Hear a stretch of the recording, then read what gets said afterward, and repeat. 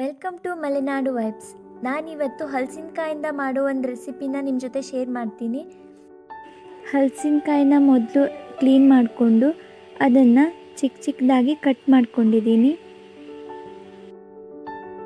ಈ ರೆಸಿಪಿ ಮಾಡೋಕ್ಕೆ ಹಲಸಿನಕಾಯಿ ಮತ್ತು ಬೆಲ್ಲ ಇದ್ದರೆ ಸಾಕು.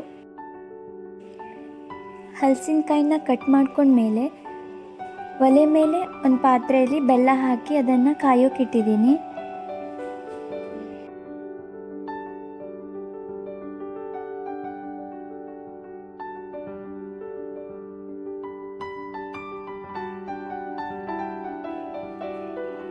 ಅದು ಚೆನ್ನಾಗಿ ಈ ರೀತಿ ಕುದೀತಾ ಇರುವಾಗ ನಾವು ಕಟ್ ಮಾಡ್ಕೊಂಡಿರೋ ಹಲಸಿನಕಾಯಿನ ಅದಕ್ಕೆ ಆ್ಯಡ್ ಮಾಡಬೇಕು.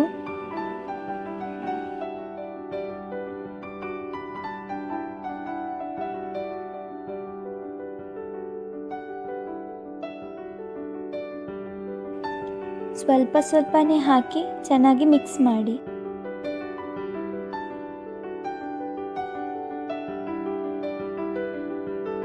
ಅದನ್ನು ಈ ರೀತಿ ಮಿಕ್ಸ್ ಮಾಡಬೇಕು.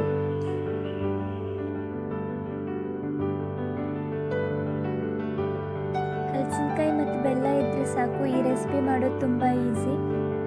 ಹಲಸಿನಕಾಯಿಂದ ಮಾಡಿರೋ ಜಾಕ್ ಫ್ರೂಟ್ ಜಾಮ್ ರೆಡಿಯಾಗಿದೆ. ಈ ವಿಡಿಯೋ ನಿಮ್ಗೆ ಇಷ್ಟ ಆಗಿದ್ದರೆ ಲೈಕ್ ಮಾಡಿ, ಶೇರ್ ಮಾಡಿ, ಸಬ್ಸ್ಕ್ರೈಬ್ ಮಾಡಿ.